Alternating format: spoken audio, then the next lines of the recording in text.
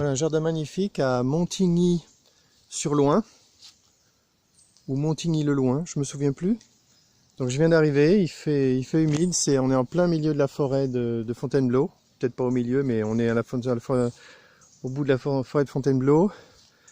J'ai offert cette ruche à Richard, je sais pas, je sais pas combien de temps, 1 mois, 2 mois, je me souviens plus. C'est une ruche assez agressive, donc il faudra faire attention. J'espère qu'en avril il y aura un essaimage et que la nouvelle reine sera plus cool. J'ai hésité à amener une tente anti-frelons et je m'aperçois heureusement que j'en ai amené une parce que ça tape. Les frelons sont là et ils tapent. Donc voilà le matos. J'ai amené une tente, génial.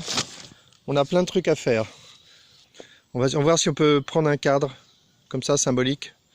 Un cadre de miel. On va mettre une tente anti-frelons et on va faire un traitement anti-varroa. Voilà, à l'acide formique. À la pause. Voilà, je vais filmer un peu la pression des frelons qui viennent. Les abeilles ne gardent pas la porte d'entrée, donc c'est un peu inquiétant. Il y a de l'activité sur les abeilles, ça fait plaisir. Là, j'imagine ici, c'est un peu comme l'autre Richard qui est à Noisy-sur-École. Le miel est spécifique, hein. L'autre fois, il m'avait fait goûter de son miel et c'était délicieux, hein. C'était la première fois que je faisais la différence entre mon miel de Crône, qui est du miel d'acacia, et le miel de Fontainebleau, qui me donnait l'impression d'être la même chose, mais avec en plus un goût spécial que je connaissais pas et qui était délicieux. Donc c'est comme si on avait une base qui est déjà super bonne, et en plus, on rajoute un parfum. Donc là je disais que on est dans la forêt de Fontainebleau et le mien est spécifique. Il y a un autre Richard qui est à Noisy-sur-École, qui est comme vous, il a acheté 3 ruches, et il m'a fait goûter de son miel. Et son miel, c'est comme le mien à Crône, c'est-à-dire une base acacia, c'est très très léger, très peu sucré. Et en plus, moi j'ai découvert, parce que je ne connaissais pas, hein, depuis plusieurs années, je suis habitué au miel d'acacia, qui est délicieux, très peu sucré, très liquide, il ne cristallise pas, blablabla, c'est du miel vraiment super. Et là, dans la forêt de Fontainebleau, on sent en plus un parfum spécial. Je l'ai vraiment senti, pourtant moi je suis pas très fort, les vins, tout ça, j'y connais rien, mais là pour la première fois de ma vie, j'ai senti une nuance dans un goût. Et ça m'a vraiment fait plaisir, et ça m'a montré que c'est qualitatif. Ici, vous devriez avoir du miel succulent. Varé, W-A-2-R-E accent aigu. Alors, moi je dis varé, et il paraît que ça se prononce waré. Alors après, hein. Non, en fait, c'est ce que j'aimerais bien mettre un aussi. Ben, la prochaine fois. Vas-y, regarde bien. Non, bah oui, mais c'est ce que je pensais. Il faut essayer d'être autonome le plus vite possible, parce que moi, il faut comprendre que j'aide 3 nouveaux apiculteurs par an. Oui. Au bout d'un moment, ça fait beaucoup. Donc je commence à plus pouvoir assurer. Donc je fais mon max, mais l'idée c'est de devenir autonome. D'autant plus que là, il suffit de regarder, hein. Moi, je fais pas de l'apiculture très sophistiquée, hein. C'est de l'apiculture minimaliste, donc on fait le moins possible. Par contre, on a eu un problème ici. Il y a un monsieur qui a 5 ou 6 ruches un peu plus. Eh ben, il faut aller le voir. Ouais, il s'est fait attaquer. Par Il s'est mal mis sur un vêtement. Il s'est fait attaquer par ses abeilles. Ses abeilles. Eh ben, c'est bien fait. Il s'est fait attaquer par ses abeilles. Il faut pas rigoler, quoi. Qu'est-ce qu'il a fait pour se faire attaquer par... A priori, c'est pas... il était allé voir à l'intérieur. Non. Je peux vous dire ce qu'il a fait. Il a fait l'apiculteur. Mes abeilles, c'est mes filles, elles me piqueraient pas. Il a ouvert la ruche sans enfumer. Il s'est pas protégé et il s'est fait attaquer. Voilà, c'était pompier. Bah voilà. Hôpital, bah c'est bien. Il est dans les.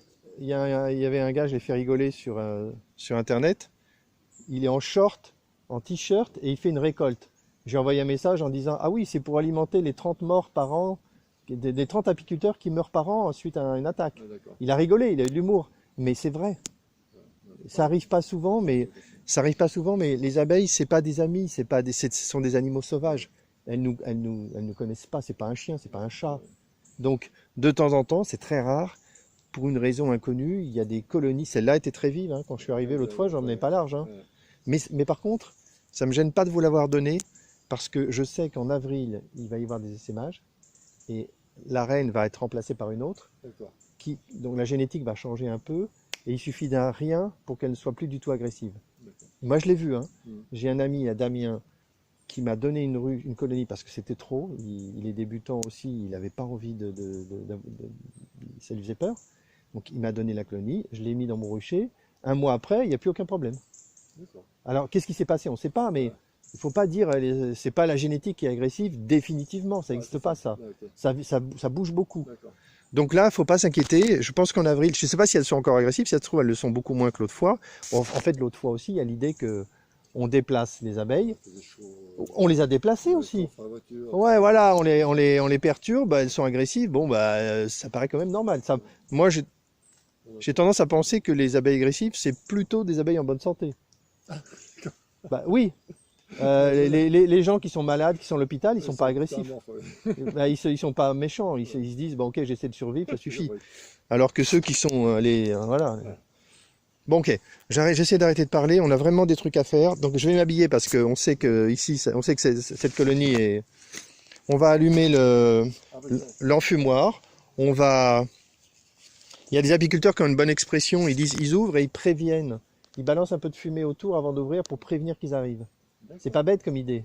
Comme ça, les abeilles, on les conditionne un peu, elles voient il y a de la fumée, tiens, la porte va s'ouvrir. Voilà, le frelon qui arrive, vous allez voir qu'avec la tente, normalement, tous les frelons, on va les retrouver en haut. Il y en a deux, ouais. Excusez-moi, ça se fait comment ça? C'est sous la chaussure? Ouais, ça, je pense que c'est sous la chaussure. C'est comme les enfants, on leur met des trucs en dessous. Ah, mais il y a un chemin. Bonjour. Bonjour. Ah, c'est un chemin. C'est un chemin qui fait quoi?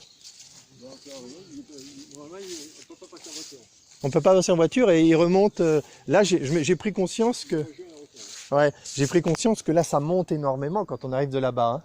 C'est une véritable colline ici. C'est génial. Hein. C'est génial. C'est ça qui donne le caractère descendant là, au fond du jardin là. Exactement. C'est ça qui donne c'est magnifique, la propriété est magnifique, vraiment. Et est-ce que vous avez des pommiers? Oui, je les ai mis cette année. Ah, seulement cette année. Oui, c'est des trucs que vous avez plantés, c'est pas des trucs. Il n'y a que des pruniers pour l'instant qui étaient plus âgés. D'accord. Parce que je me suis mis au jus de pomme, donc je demande à tout le monde, il y a des gens qui ont des pommiers, à Civry, là, j'ai un rucher à Civry, et il y a un pommier très ancien, il y a des dizaines et des dizaines de kilos de pommes dedans que j'ai récupéré. Et j'ai fait du jus de pomme avec, super bon. C'est génial. Allez, je fais une pause, je m'habille aussi, on fait de la fumée, on regarde si on peut récupérer un cadre ou deux, mais sans garantie. Et puis après, on fait le traitement anti-varroa. Ça, c'est indispensable. En varroa, on peut idéaliser et dire non, nous, c'est naturel, on n'a pas besoin de faire de traitement contre le varroa. Mais c'est très risqué parce qu'on peut très bien, pendant 2 ans, avoir aucun problème. Et la 3e année, on perd toutes ses colonies. C'est quoi le traitement? Le traitement, bah, il y a plein de produits disponibles, plus ou moins agressifs, plus ou moins chimiques. Là, ce qu'on utilise là, c'est de l'acide formique. C'est un des plus légers. Par contre, c'est hyper... Pour nous, là, la bouteille, faut pas rigoler, hein, c'est très agressif. Faut pas le respirer, faut pas y toucher. Mais par contre, là où on voit que c'est un des plus légers, c'est que même quand on a fait le traitement, on peut encore consommer le miel après. D'accord. Ça ne pollue pas le miel. Okay. C'est quand même... Pour moi, c'est un signe que c'est pas... Tous les autres, la plupart des autres produits, interdiction de vendre le miel après. Carrément. Ouais, interdiction de le consommer parce que c'est du poison. Donc on fait le traitement après la récolte. Allez, je fais la pause et je m'habille aussi. Hein. Voilà, on a ouvert la ruche, on a enfumé un petit peu. Il n'y a pas énormément d'abeilles, elles sont toutes sur le côté, donc il y a quand même des abeilles. Il faudra absolument les nourrir parce que la ruche elle est complètement vide en fait. Donc on va s'en occuper. Donc là on peut refermer. Avant de refermer, on va faire le traitement anti-varroa. Donc je fais une pause.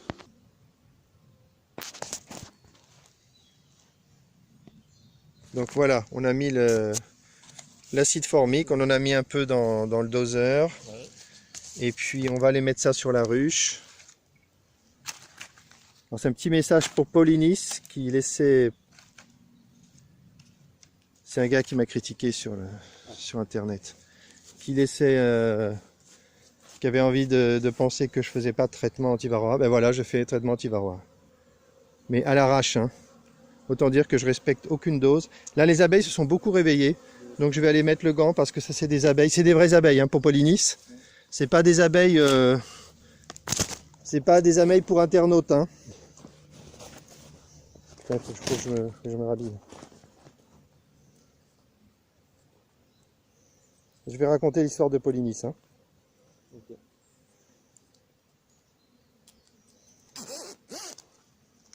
Ah, alors, je m'habille.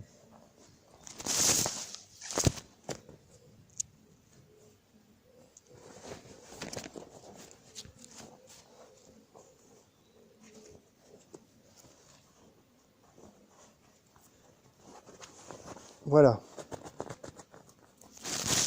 Voilà, on s'est bien habillé parce que à côté il y a Richard. Richard, hein, c'est ça, hein? C'est ça. Richard qui m'a raconté qu'à côté il y a un apiculteur qui a plusieurs ruches et qui s'est fait attaquer par ses propres abeilles et qui s'est retrouvé à l'hôpital, non? Oui, c'est ça. Il s'est retrouvé à l'hôpital, le gars. Donc encore un apiculteur sûr de lui qui a fait une connerie, il a ouvert sa ruche, il s'est pas protégé, il s'est fait allumer. Et ça arrive, hein. Et là, comme c'est une colonie qui est particulièrement vive, là on le voit, elle commence à m'attaquer. Je vais pas traîner très très longtemps. Donc on va pas raconter l'histoire de Polynice, d'accord? C'est pas la peine.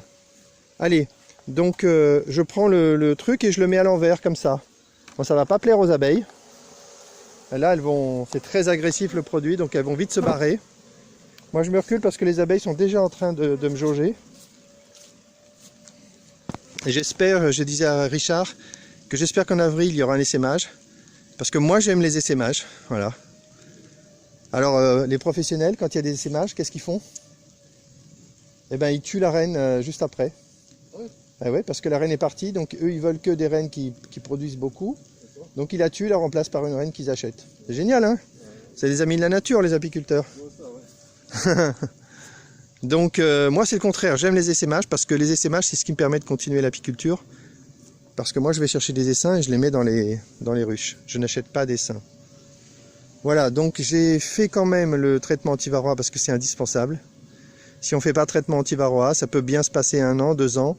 Et l'année d'après, on perd toutes ces colonies. Donc c'est pas la peine de faire face à un désastre comme ça. Par contre, là, on a un vrai problème avec cette ruche, c'est qu'elle est vide.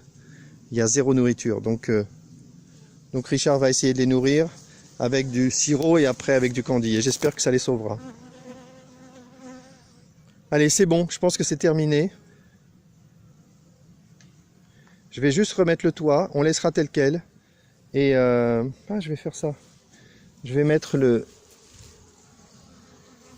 Voilà. Voilà, je mets la grille à propolis. Là c'est bon, hein, c'est pas la peine de continuer. Je remets le couvre-cadre comme ça.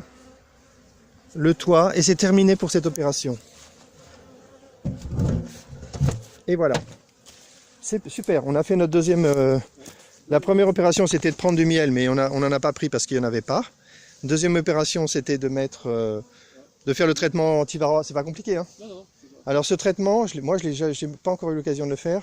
Ça se fait en combinaison avec un traitement en hiver, dont j'ai oublié le nom, mais il faudra regarder et le faire. Qui est différent, c'est pas le même produit. Dans combien de temps il faut que je regarde pour savoir s'il y a beaucoup de varroa dessus là? De quoi? Quand est-ce qu'il faut relever ce qu'on a mis pour vérifier si dessus il y a eu beaucoup de... Non, les varroas morts, c'est pas au-dessus, c'est en dessous. Quand on le verra. Mais là, on n'a pas regardé. Là, en fait, ça sert plus à rien. Là, l'idée, c'était, avant de mettre le produit, de regarder, d'évaluer le nombre de varroas qu'il y avait dedans.